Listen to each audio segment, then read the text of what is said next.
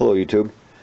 Today I want to talk about cleaning up the contacts on a this happens to be a 4-volt electric vibrator out of a flash, an old Strobe R1 flash.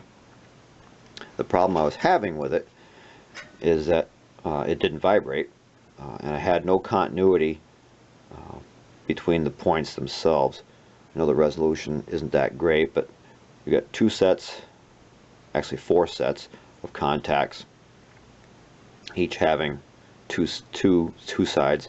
And what makes this thing work without getting into a big long technical thing is when this coil is charged up, it pulls the weight over, and when it gets to a certain point, it closes 2 contactors, breaks the connection, it snaps back, opens the first 2 contacts and closes the second 2, and that creates the alternating current that these produce. My problem was I had no continuity from one side to the other on all 4 sets of contacts. There was these things are inclined to build up a layer of I don't know if you really wouldn't call it corrosion, but it gets a layer of non-conductive stuff on the contact points of these things.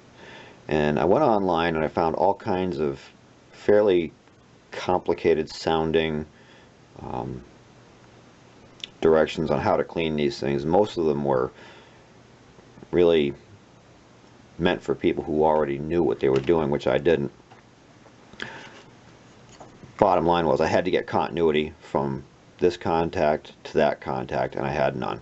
And it was like that with all 4 of these contacts. There was also a description on how to use AC current to force this thing to basically cook that layer of tarnish off the contacts.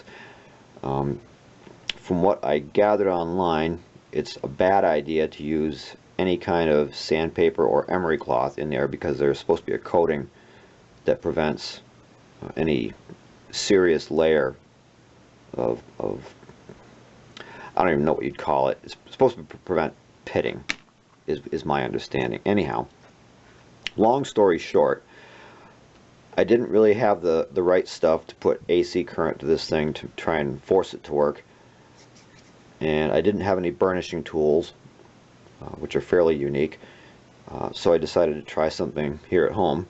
So I got myself I looked around and I found some silver polish. This is Wright's silver polish. It just happens to be what I had. And I put it on some little slips of paper, just like these. This is just printer paper also that I had laying around. Cut into little strips. And I took the silver polish, and I'm going to back up the focus here a little bit. So I took the silver polish and I followed the directions, which is basically just to shake it up. Took a little slip of paper and put just a drop on the paper like that.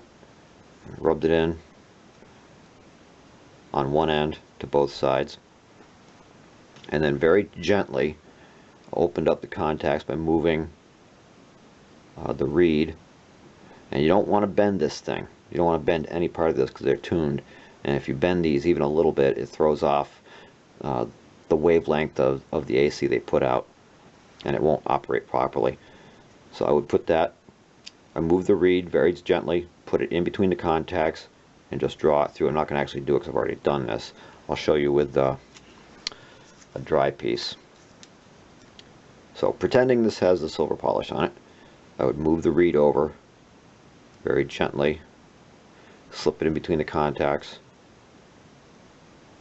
very gently move the reed so it closes the contact, and I drew it through a few times, just like that. You're only going to get once or twice out of these things because the liquid silver polish obviously makes the paper shred, but once or twice, draw it through like that, and then I use the other end, the dry end, to clean off the residue. I draw that through a couple of times. I did that to all 4 sets, and I got, when I did it, you could see some dark grayish streaks came out, which means it was taking off something. And I cleaned it up, got the residue off. I used Q-tips and a little bit of water to get the residue off, and then plugged it in, and it worked. And I was very happy about that.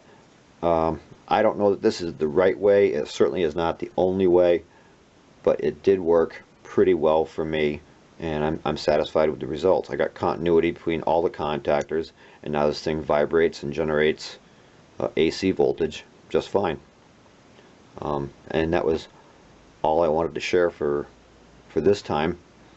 And as I said, this is going into an old Strobin R1 flash, which is this gizmo right here, which still does not yet work, but it's like everything else here, it's a work in progress, and I'm getting closer.